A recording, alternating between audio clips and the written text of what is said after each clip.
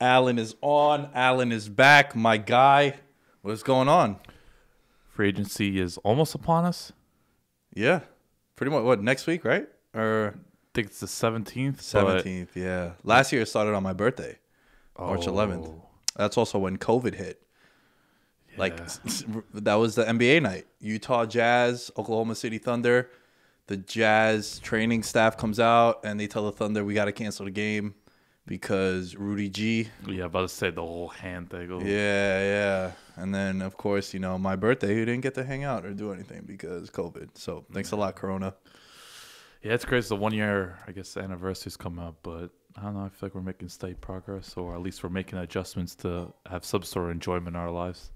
Dude, this is the first time I see you since the conference championship games. Right. Because the Super Bowl, we recorded it over Zoom because we got pummeled with snow. Yeah, my car didn't move for like 3 weeks. But we hung out, obviously, during McGregor-Poirier. Yeah. That was a fun night. Yeah. And then we got a pay-per-view coming up this weekend, which is going to be fucking fire. I can't wait to get to that. And Stipe and Ngannou was like 3 weeks later. How you feeling about that? Just early? Anything involving Ngannou makes me nervous immediately. Yeah. Especially now, like, he's 3 years more polished since the last fight. That's what people have to take into account. And I think Stipe has taken some severe punishment since then, and he's a lot slower than he was back in 2018 because you were obviously there for that fight, and you saw how agile Stipe was, and he was just taking Ngannou post to post. Now, I don't know. Like, Stipe, he's been in some wars since then. Yeah, he has. It's basically been the trilogy with DC, right? Correct. Those are all his fights that he's had. Correct, yeah. Pretty much once a year. Yeah. Man, that's going to be interesting. There's a lot of good fights coming up, man. But we're going to save the UFC talk towards the tail end. I don't want to get too sidetracked. So this is the first time Alan comes in studio in a couple of weeks. He also had to text me to make sure he knew where the address was for this place because it's been so long. It's been a while. Yo, so let's start off with J.J. Watt. J.J. Watt signing with the Arizona Cardinals. Thoughts, all things considered, contract, team he picked. How you feeling about J.J. Watt going there? Excited, yet I don't think this puts Arizona anywhere near towards being a contender or a legit contender. I think it's an exciting move. I think it's going to make the NFC West even more of a ferocious division. The pairing between him and Chandler Jones, good luck trying to stop that. But I think there's a lot more work to be done in Arizona for them to be a real contender. And I think, yes, Watt got paid, and I'm glad he did. But I just think if you want to win now, Arizona was not the choice. You should have went to Buffalo or Green Bay. But Arizona does offer exciting opportunity, and Arizona's going to compete. There's no denying that. But I just look at that team. I'm like, I can't see them beating 3 or 4 NFC teams, whether it's Green Bay, Los Angeles, or even Tampa Bay, of course. It's just there's a lot more work to be done. I don't trust Cliff Kingsbury either, so that's why I'm a little skeptical. But at the same time, it's hard not to look at the decision and be like, okay, this is exciting because Arizona's got star talent. There's no denying it. The best kept secret, or I guess the most underrated thing of last year, was how good Arizona's defense was also. Like, their defense was... They played AFC East and NFC East. So you think it was a little inflated? Yeah. Because outside of Chandler Jones, Budda Baker, there isn't a whole lot of top-level talent. Isaiah Simmons couldn't really find his fit his first year. Patrick Pearson fell off a cliff. That's why he's not being re-signed. Like, there's still major questions in the secondary. Outside of Jones and Baker, I know Hassan Reddick had a break a year, but I'm not sure if he's going to be brought back. And then Marcus Golden's also a free agent. I just think there's so much work that needs to be done in Arizona. That's a good point, yeah, depending on who you faced. Yeah, so those numbers were a little inflated. I mean, you mentioned all the teams that were pretty much contenders in the NFC, and I mean, you got to expect San Francisco to be better. We know the Rams are going to be better. Seattle's going to be just as good. So forget the landscape of the NFC, which is already loaded. West. It's just the West alone. You potentially might go 9-7, 10-6, and not make the playoffs if you're looking at that division the way it seems. I think so. There's a lot of things to break down, and I feel like J.J. Watt going there, he hasn't been the J.J. Watt of old, right? He's also gotten a lot older, injuries. Missed 32 games. Right. My thing is, it's the Justin Verlander effect, right? Justin Verlander was on the Detroit Tigers, and he was kind of shitting the bed there. But it was more so he gets traded and goes to the Houston Astros. And I made this comparison way back in the day how I remember Boss and Tim were on the show, and they were talking about how, like, I don't know if it's going to be a good fit or if it's going to work. It's like, dude, don't look at his production the last couple of years, because I think one thing you need to factor in this move is this dude's going to be rejuvenated going to a team now that I don't want to say they're a contender, even though I was high on Arizona last year. They are in better positions to win than he would be in Houston. So you don't think that plays a factor to him being like, yo, you know what? I'm not going to win 4 games this year.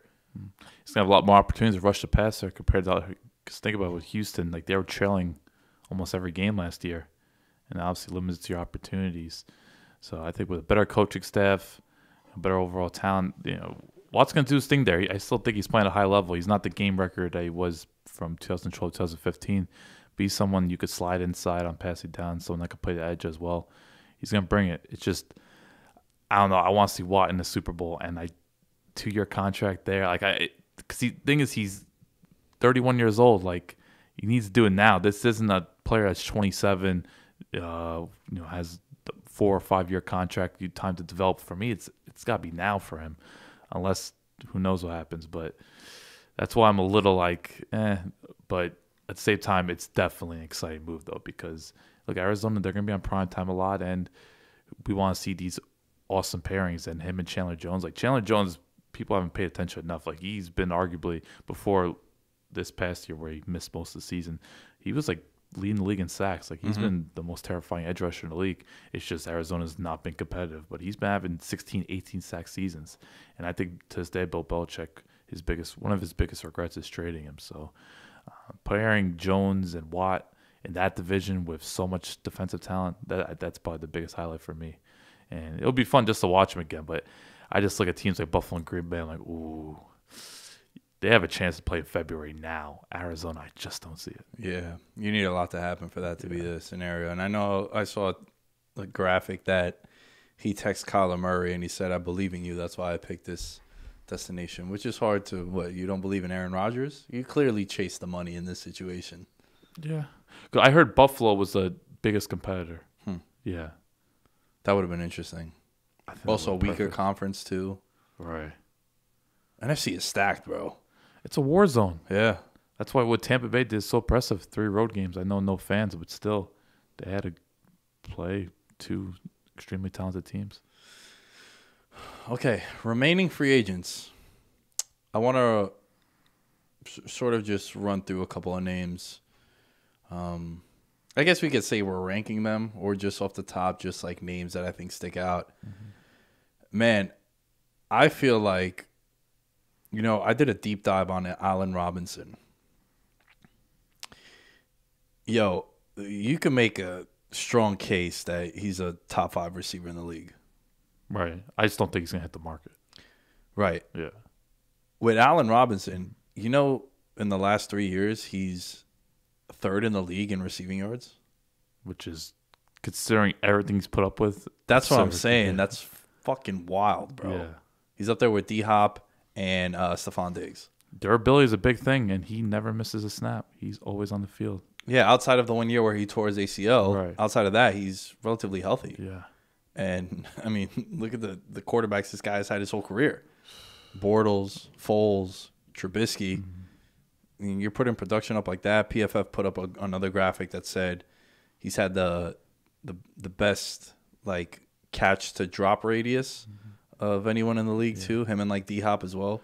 I also saw a stat where I think it was ranked 62nd in percentage of most catchable passes in his direction. I think the stat was 52% of passes to him were deemed catchable, which just goes to show you how awful the quarterback play he's had to deal with. So, no, he's the complete package. And I think you saw this year he could do some serious damage in the slot. He's not just outside receiver anymore. So, yeah, he's the real deal. I don't know what to expect. I assume Chicago's going to franchise him, but who knows if he pushes for a trade. It's a very, very uncertain situation because he said, they haven't even contacted him since. That can't be good. Yeah, and it's just there's no clarity on the quarterback situation there. I saw Ryan Pace was doing an interview today, and nothing came of it. And it's like, I don't know, who could they get a quarterback at this point? It would have to be a trade, right? Yeah, like a Sam Darnold. That's the best thing I could think of. What do you think of these rumors of Russell Wilson, Deshaun Watson being moved? I know they're linked to Chicago also. Yeah. Do you buy that? I don't buy anything into Wilson. I think he's just frustrated, but I think they're going to figure it out. But obviously Watson, there's major pull right there. I think we know Watson's going to be moved at some point. But Wilson, I think it's just more of like a negotiation tool and just wanting more of a say in personnel decisions and overall direction of the offense. I was thinking about this because I knew we were going to talk about the Watson and just like free agents and also like Russell Wilson. At the time that we put the show together, the reports came out a little after. Number one, can you think of a better duo at wide receiver in the league that he would be leaving if he leaves Seattle? Lockett and Metcalf. The only one I can think of is like Kelsey and Hill, but I'm excluding that because Kelsey's a tight end. Yeah, like if Mike Evans was 3 years younger, I put Evans and Godwin's still there. The reason why I excluded them is because he's a free agent also. Right. So I'm talking about like with all things intact going into next year. Like Julio Ridley's pretty sweet. You bastard. Like, I love me some Julio. Pretty sweet there, but Julio. yeah. You want to talk about bad cap situations, Lannon's right up there. But bro, the Giants spent the third most money on offense last year in the NFL. And they had the 15th best offense in the NFC. Like Golden Tate contracts, bad. In the NFC. In the NFC. Guys, there's 16 teams in the NFC. Who's worse, Chicago? Or I don't remember. When I saw that, I was like, enough. Jason Garrett, Daniel Jones, everyone. Yeah. Future Endeavor, every single one of them. Get them the fuck out of here. Well, I just think Wilson's frustrated with the state of Seattle because I think the past 2 years, like they've started out the season like as one of the biggest, baddest contenders. Like everything was firing all cylinders, and I feel like once November hit, they kind of went slowly downhill. You didn't see the same amount of explosive plays they were generating in September, October, and just that playoff loss against the Rams. Like they were beaten pretty definitively by a team that really didn't have a quarterback. And now I think Wilson recognizes like this division continues to get better. While Seattle, it's like, yeah, we made the big splash for Jamal Adams, and there's a couple of like Metcalf's improving, but you just don't see the roster as a whole gelling. Like you don't see many young players emerging out of Seattle like you see out of San Francisco or the Rams and then the Cardinals. Like I just feel like Seattle, a lot of the pressure is on Wilson to be as great as he is for them to win 10 games. The only logical explanation, and I thought long and hard about this, and I think I'm about to drop gems, Alan. I think the only logical explanation to Russell Wilson and Watson being moved by their teams, because ultimately it's going to be the team's decision to move on from them, right? And they're both top 7 quarterbacks in the league, maybe even higher. I would say 5. Top 5? Yeah, I wouldn't disagree with you there. So my theory is the only logical explanation to Watson and Wilson being shipped out to different teams would be if these organizations, the Texans and the Seahawks, have an honest conversation with themselves. Both of them are pretty rough draft capital hell right now, right? Like they don't have many assets moving forward. Right. Maybe if you're Seattle and you're Houston, you're saying to yourself, what's our ceiling with these guys as currently constructed our teams? You're going to win your division and get bounced in the first round. You're going to win 6 games if you're Houston. And maybe you want to move from them to get new. You're being generous to 6 wins. Right. Well, Houston that's only improving my theory on this one, where if you're Seattle and you're Houston and you're saying to yourself, yo, look, we can't do much with these guys. We have no draft capital. Let's get rid of them. It's going to suck. Everyone's going to make fun of us. Yo, how do you give up on Wilson and Watson? But I'm going to accumulate all these draft picks because some of the rumors, I mean, dude, you saw what Stafford went for. Watson and Wilson are going to go for more than that. And then you do a rebuild from there. I just think there's still something special in Seattle, and they're always going to compete. And you never know when it'll click. Obviously, it's been pretty disheartening how Seattle, I think, the past 2 years have gone out. Like they haven't gone out in any dramatic fashion. They were just completely outplayed by both Green Bay and the Rams the past 2 years. But I still think like there's the unity in Seattle is still strong, and like I just can't picture Pete Carroll and Russell Wilson breaking up. It's just more of I think they gotta get more on the same page when it comes to wanting Wilson just be more just be more aggressive with the offense. And I think I heard something that he was actually unhappy about Brian Schottenheimer getting fired, which was kind of weird considering I think Brian Schottenheimer is one of the reasons why they were held back so long. But I don't know. There's definitely some uncertainty there, but I still view Seattle as like a top 5 NFC team, and they're always going to be in the picture. So that's why I don't think they should necessarily blow things up. I think that would be a real rash decision, especially with the roster talent they have. Like they still can compete. It's just they got to start drafting better. I know they don't have much draft capital, but John Schneider, they've done it before. Why can't they do it again? Leonard Williams. How upset should I be when the Giants give him $21 million a year? There's no way he could get that. That's what his asking price is. Really? He's not like an edge rusher. He's more of like one of those versatile D linemen. He rushes inside, plays a run outside. Like it's coming off his best year. I know, but can he really command that money? Like, I hope not. Yeah, like I just don't see him like as that dominant player. I know, look, players are gonna get paid and everything, and get paid, but I can't see an organization making that push. I know Gettleman is really attached to him because they traded for him and then they put the franchise tag on him. But no, $21 million, that'd be bad. Like we're not talking about like a top 10 player. Like he's a good piece. He's gonna work. He's definitely possesses a lot of power. Like he was legitimately good last year, but he's never someone that's been dominant. I think his rookie year he showed flashes of dominance, but since then he's been nowhere near that. Yeah, so, I don't know. Guys like him worry me a lot when they ball out in their contract year because then they get paid and then it's like you said, he showed flashes I was gonna say freshman, Jesus, his rookie year he showed flashes, and then his contract year he showed his ceiling, I guess. Mm-hmm. And then everything in between was kind of mediocre? For most part, yeah. So what player are you exactly? Yeah. It's very rare that you see some shit happen with Matt Ryan, bro, where like Matt Ryan 10 years into the league wins MVP? Or was he 9 years, like around there? He got drafted in 08. Yeah. Wins it 2016, so like 8 years. 9 years into the league. It's very rare that you see that. Usually the guy has won it by his 5th year or you've seen his absolute ceiling. So I don't know. I'm very nervous about this one. Because I think if you want to pay someone that much money, they got to be the centerpiece of your defense, and he's just not a player you in that way. Yeah. I think he's a good core, talent, but he's not someone that you want to build your defense around. Another guy that I feel this way about is Bud Dupree, and I know he's coming off a serious injury. Steelers defense did start to fall apart after he got hurt. I know they lost Devin Bush, and they were still able to stay afloat. But then when Bud Dupree went out, that's really where you saw the decline in that defense. I think he's another guy where I don't know what his market value is going to be because of him coming off the injury. I wonder if he takes like a 1 year somewhere. That probably seems like the most likely scenario. He's been real good the last 2 years. He obviously broke out last year, and he was coming on really strong this year before going down to season-ending injury. But he's like a pure edge rusher, and he's someone who has a lot of speed. And at first, I thought it was gonna be a bust, but he's someone that he could. I don't want to say take over games, but he could pose a lot of problems. His get off. It's just damn.